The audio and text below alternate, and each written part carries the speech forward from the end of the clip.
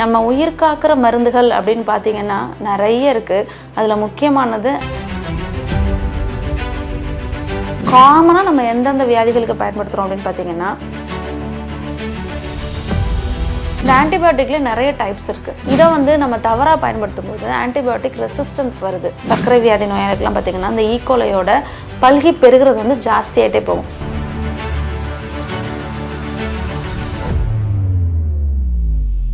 அனைவருக்கும் வணக்கம். கோடிக்கணக்கான ஜீவராசிகள் இந்த பிரபஞ்சத்தில் இருக்குது. அதில் ஒன்று தான் நமக்குள்ளே கோடிக்கணக்கான ஜீவராசிகள் இருக்குது. பாக்டீரியா, வைரஸ், புரோட்டோசோவா இந்த மாதிரி அடுக்கிக்கிட்டே போகலாம். இதில் நன்மை பயக்கிற பாக்டீரியாக்களும் இருக்குது, தீமை பயக்கிற பாக்டீரியாக்களும் இருக்குது. நம்ம பாக்டீரியால்ஸ் அதை ஏற்கனவே நம்ம ப்ரோபயோட்டிக் ப்ரீபயோட்டிக் பற்றி ஒரு வீடியோ பேசியிருக்கேன். அதில் நம்ம குடலுக்குள்ளே நிறைய பாக்டீரியா இருக்குது. அந்த பாக்டீரியா தான் நம்மளோட பிரெயினுக்கு ரொம்ப முக்கியம். பிரெயின் கட் ஆக்சஸ் இதை பற்றிலாம் நான் நிறையா பேசியிருக்கேன். இந்த பதிவில் இந்த பாக்டீரியாக்களில் தீமை பயக்கிற பாக்டீரியாக்கள் நமக்குள்ளே வந்தால் என்ன மாதிரியான விளைவுகள் வரும், அதுக்கு நம்ம எதை பயன்படுத்துகிறோம் அப்படின்றத பற்றி தான் இந்த பதிவில் நான் உங்களுக்கு சொல்ல போகிறேன். நம்ம உயிர் காக்கிற மருந்துகள் அப்படின்னு பார்த்தீங்கன்னா நிறைய இருக்குது. அதில் முக்கியமானது ஆன்டிபயோட்டிக், ஆன்டிவைரல், ஆன்டிப்ரோட்டோசோவல், ஆன்டிஃபங்கல் இப்படி சொல்லிக்கிட்டே போகலாம். இதில் ஆன்டிபயோட்டிக் அப்படின்றது பாக்டீரியாவுக்கு அகைன்ஸ்டாக, ஆன்டி அப்படின்னாலே எதிராக வேலை செய்கிறது. ஸோ பாக்டீரியாவுக்கு அகைன்ஸ்டாக வேலை செய்கிறது தான் நம்ம ஆன்டிபயோட்டிக் அப்படின்னு சொல்கிறோம். இந்த ஆன்டிபயோட்டிக் எப்போ ஃபஸ்ட்டு இந்த உலகத்துக்கு வந்துச்சு அப்படின்னா 1928 தான். அலெக்சாண்டர் ஃப்ளமிங் அப்படின்றவர் பெனிசிலின் அப்படின்றத ஃபஸ்ட்டு கண்டுபிடிச்சதுலேருந்து தான் ஆன்டிபயோட்டிக் தலை தூக்க ஆரம்பிச்சிது. பெனிசிலின் அப்படின்ற வார்த்தையை கேட்காதவங்க யாருமே இருக்க மாட்டீங்க.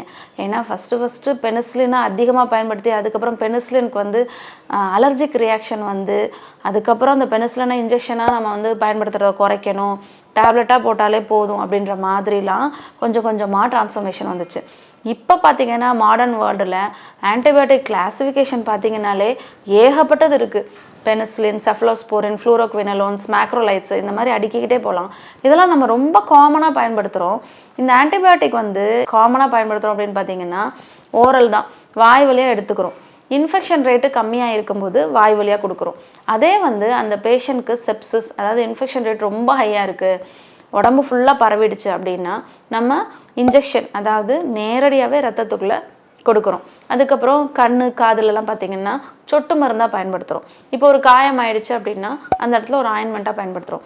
ஸோ இந்த ஆன்டிபயோட்டிக்கை நம்ம வேறு ரூட்டில் பயன்படுத்துகிறோம். எந்த மாதிரி ரூட் நமக்கு வேணுமோ அதுக்கேற்ற மாதிரி டாக்டர்ஸ் அதை ப்ரிஸ்கிரைப் பண்ணுறாங்க. சரி, இப்போ இந்த ஆன்டிபயோட்டிக் காமனாக நம்ம எந்தெந்த வியாதிகளுக்கு பயன்படுத்துகிறோம் அப்படின்னு பார்த்தீங்கன்னா அப்பர் ரெஸ்பிரேட்டரி ட்ராக்ட் இன்ஃபெக்ஷன், அதாவது இந்த காமன் கோல்டு இருக்குது பார்த்தீங்களா. ஆக்சுவலாக சளி அப்படின்றது வைரஸ்னால தான் ரொம்ப காமனாக வரும். ஆனால் அதில் செகண்டரி பாக்டீரியல் இன்ஃபெக்ஷன் வந்துருச்சுன்னா ரொம்பவே பேஷண்ட்ஸ் கஷ்டப்படுவாங்க. ஸோ பாக்டீரியல் இன்ஃபெக்ஷனா வைரல் இன்ஃபெக்ஷனானு பிரித்து பார்த்து அந்த பாக்டீரியல் இன்ஃபெக்ஷனுக்கு ஆன்டிபயோட்டிக் பயன்படுத்துகிறோம். இப்போ கோவிட் வந்துச்சு பார்த்தீங்களா, அதுக்கெலாம் நம்ம பெருசாக ஆன்டிபயோட்டிக் பயன்படுத்தலை. ஆனால் கோவிட் வந்தவங்களுக்கு செகண்டரி பாக்டீரியல் இன்ஃபெக்ஷனால் டெத் ரேட் அதிகமாக இருந்துச்சு, நிமோனைட்டிஸில் டெத் ரேட் அதிகமாக இருந்துச்சுன்றனால நம்ம ஆன்டிவைரலோடு சேர்ந்து ஆன்டிபயோட்டிக்கு ஒரு மைல்டு டோஸ் ஆஃப் ஸ்டீராய்டு இதையுமே நம்ம பயன்படுத்துகிறோம். ஸோ இது மாதிரி உங்களுக்கு ஒவ்வொரு இன்ஃபெக்ஷனாக நான் சொல்லிக்கிட்டே போகலாம்.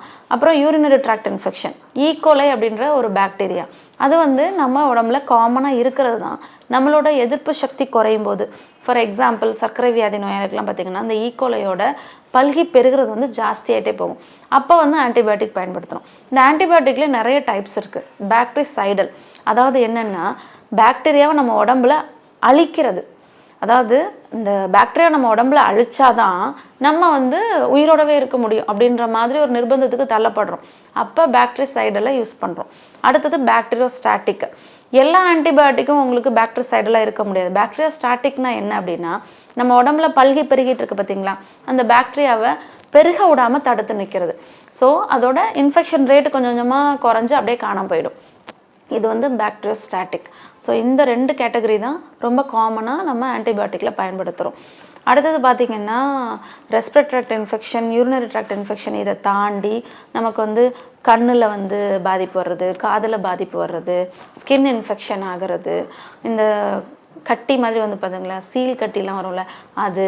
இந்த மாதிரி நேரங்கள்லேயும் நம்ம ஆன்டிபயோட்டிக் பயன்படுத்துகிறோம். இந்த ஆன்டிபயோட்டிக் வந்து நம்ம உயிரை காக்கிற மருந்து. ஆனால் இதை இப்படி தான் பயன்படுத்தணும், இந்த இன்ஃபெக்ஷனுக்கு இந்த ஆன்டிபயோட்டிக் தான் நல்லது, இதெல்லாம் காமனாக உள்ள பாக்டீரியா, இதுக்கு அகைன்ஸ்டாக இந்த ஆன்டிபயோட்டிக் ஆக்ட் பண்ணும், இதெல்லாம் ஒரு வரையறை இருக்குது. இதை தாண்டி நம்ம வந்து எவ்வளோ நாள் எடுத்துக்கணும் இதெல்லாமும் இருக்குது. இதை வந்து நம்ம தவறாக பயன்படுத்தும் போது ஆன்டிபயோட்டிக் ரெசிஸ்டன்ஸ் வருது. அதுக்கப்புறம் சில ஆன்டிபயோட்டிக்ஸ் எடுக்கும்போது சைடு எஃபெக்ட்ஸ் வருது.